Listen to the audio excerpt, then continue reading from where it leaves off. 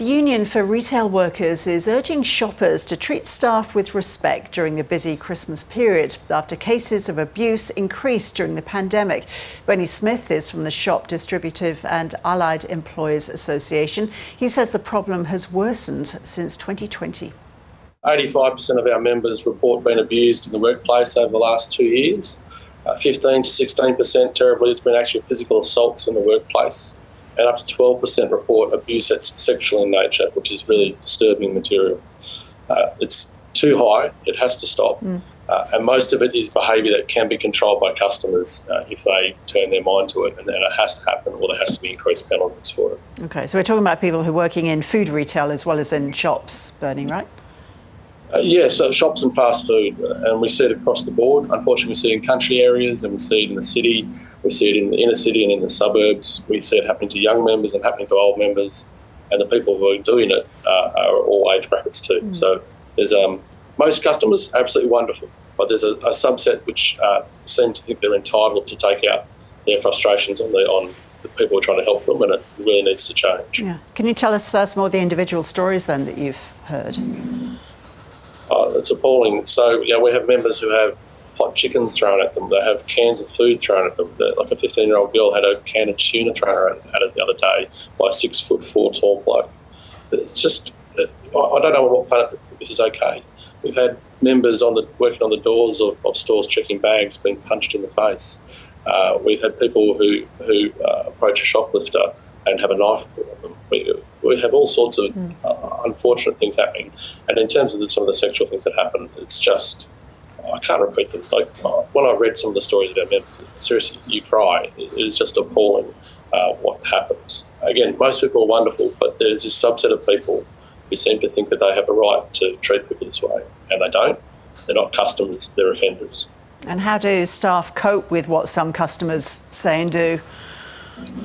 Look, it has a really long-term effect, and even some of the lower level abuse has a cumulative effect on people. So if you work in a shift and every third person is giving you grief, that has a cumulative effect on your well-being, and that starts to discount the really good customers. So people might not think this matters, but some of that constant verbal abuse too, it has a really significant impact on our members, as well as the more traumatic events. And so we think there needs to be consequences for that behaviour, but also, more importantly, we want people to rein in that behaviour, and they can.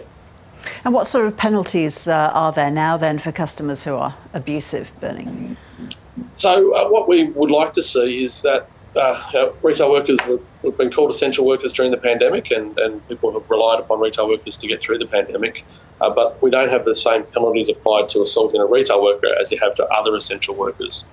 So South Australia recently adopted the same sort of penalties to apply to retail workers, and that means that basically it becomes an aggravated form of assault to assault a retail worker or a fast food worker on the job, and then it becomes an even further aggravation if it was, for example, if they're doing something like asking you to do a QR code or checking your ID to purchase liquor. If you're then to assault them, it would be a further offence. So those aggravations for other essential workers carry up to 5 years or 7 years imprisonment, depending on the circumstances, and we think that that's the sort of thing that should happen for retail workers too, because we recently polled the public, and the public identified this as an issue. Like 68% of the public said that the fault for this bad behaviour lies squarely with rude and aggressive customers, and an alarming 48% of customers also said that the reason they think that people do it is that there's a lack of consequence for what they do.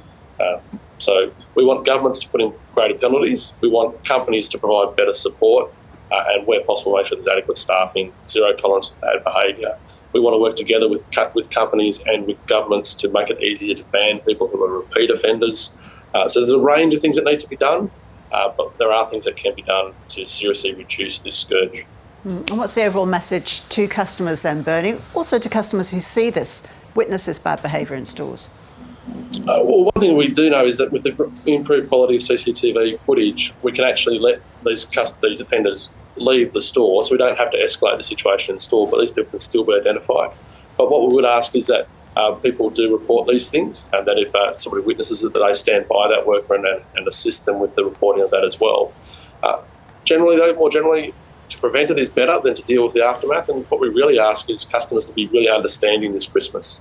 there's a bit of a staff shortage across so many industries, and you'll find that that's the case in retail stores as well.